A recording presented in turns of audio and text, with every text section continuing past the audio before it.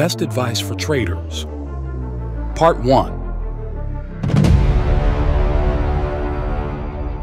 I worked with probably 100,000 traders and investors literally throughout the world. My books are in every major language of the world. And I really looked and worked with these traders to see what separates, what makes a really successful winning trader. And you know what I think I've seen in all of these people? They're absolute survivors. Some are not what you would call particularly intelligent. They're not bright. They're not gifted mathematicians. They may have a background like mine in journalism and writing, or they might be a car mechanic. But they come from all walks of life, but they just have that strong desire to survive. I don't know quite where that comes from. I don't know quite how to teach that to you or how you can become that, but it's something I think you need to have as a model. It's all about survival, not losing your money, staying in the game, not betting big, so of course you can stay in the game, but you increase your ability to survive and you're going to become a much better trader or investor. I'm sure they're born somehow, but of course it can be learned. Anything can be learned. I can start playing golf like Tiger Woods. The only thing that separates me to Tiger Woods is desire and repetition. Is that the same for trading then? Desire and then the discipline to repeat over and over again? Over and over and over. So when you bugger off to the pub or you sit and watch your favorite TV program, I study charts. I go over the trading day. Just like Tiger Woods, he created a new wave of sincerity about golf. When everyone else hit the clubhouse, he went and worked out. And that created a new kind of momentum within the golf sport. He paved the way for a new kind of mentality. Traders who want to battle it out every single day in the trenches of the market, they have to be sincere about this. Otherwise, you just open an account and you blow up one after the other. So it's easy to call yourself a trader, but it's very difficult to get to the level where you are a consistently profitable trader.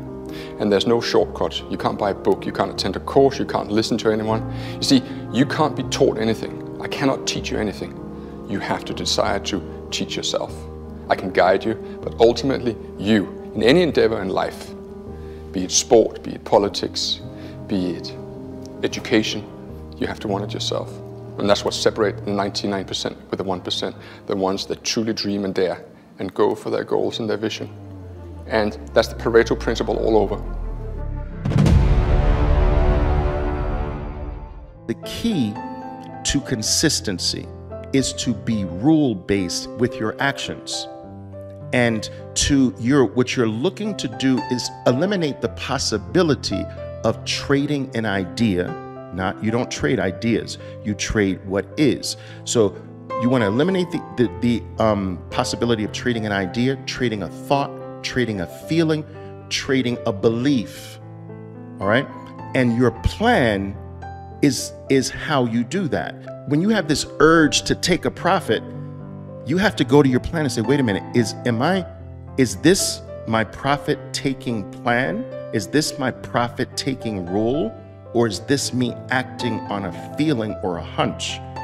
Because your feelings betray you guys, your thoughts betray you, your belief system betrays you.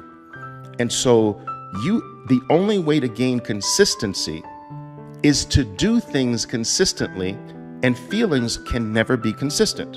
Your feelings are different from this trade to the next trade, all right? And so everything has to be rule-based. My traders are taught 3 profit-taking rules. But I didn't really have a model or an approach. I was trading all these different systems, indicators, breakouts, reversals, you name it, I was trading it because they all worked, but I was trying to trade them all the time. And fast forward to today, 5 or 6 years ago, I'd been studying classical stuff, just basic stuff with Peter Brand, just really going back to basics, what I had been instructed on early in the piece, and had started to learn a bit more about what was actually happening in the markets, in terms of the smart money or market makers, institutional behavior, trapping retail money in the markets, just, all the simple things that really they talk about it, but I don't think they really, hammer home on how it actually is happening. And, you know, I started to go back and really work at that. And again, every time you'd make some progress, there'd be a new lesson. And on the days that it's easy to make money. So it's understanding that there's a template for the week. There is or may be a trend day, and what sets up the trend day. And I call it day zero. I learned that from some guys in the States.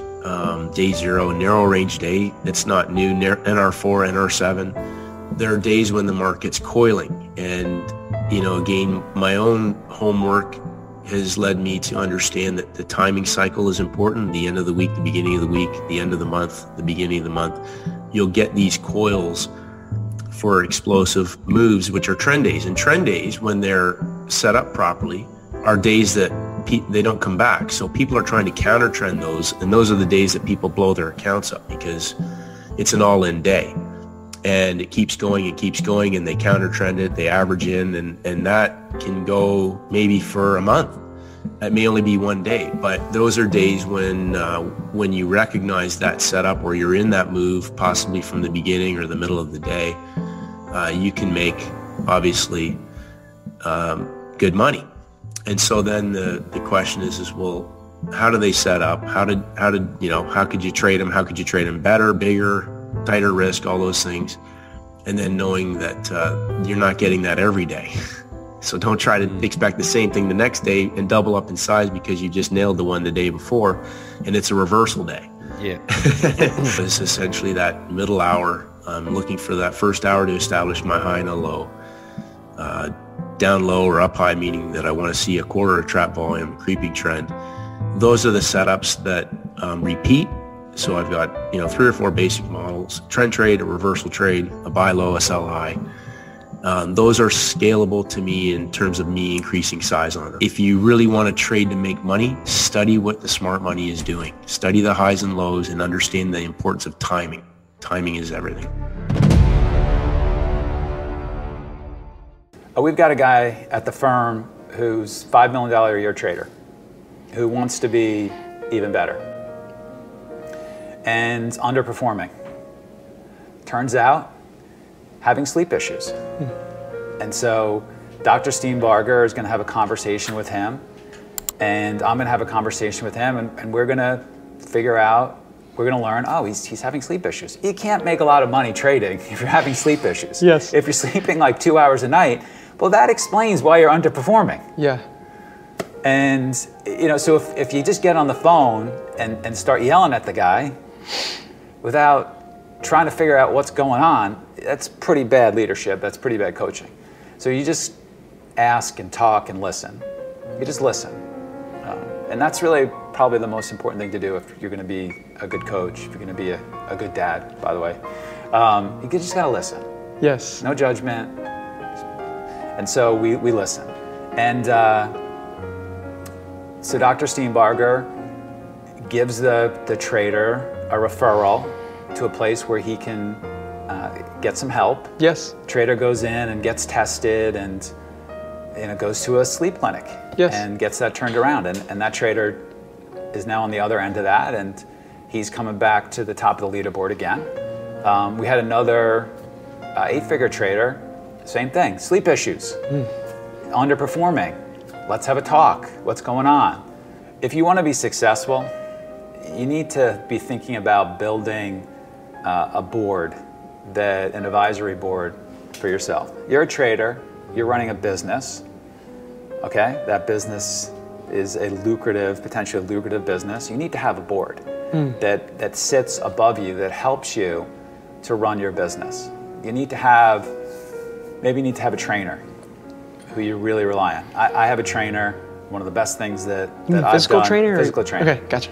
One of the best things that I've done is hire a trainer. And yesterday we had a training session and we were talking about my kids. And he just has such great insight on so many cool things. I view him as somebody who's on my board, who's keeping me fit, and who I can just talk to in confidence, who really provides a lot of value in my life. And I think I sit on the board of some elite traders as well. I read a book recently Rich Roll wrote a book about ultra endurance running. I recommended this book to a particular trader, and the trader was like so thankful that I had introduced him to this trade, to this book, because he got a lot out of it. So you want to have a circle of people that are suggesting ways for you to improve as a person, you know, in lots of different areas. So we think about risk differently at a prop firm. We're not here to make a little bit of money. If you want to make a little bit of money, you don't come here. That's not what we're about. You know, we're here to help people become 7-figure traders. We're here to help 7-figure traders become 8-figure traders. We're here for people to really do as well as they could be. Find out how good you can be. That's what S&B is about.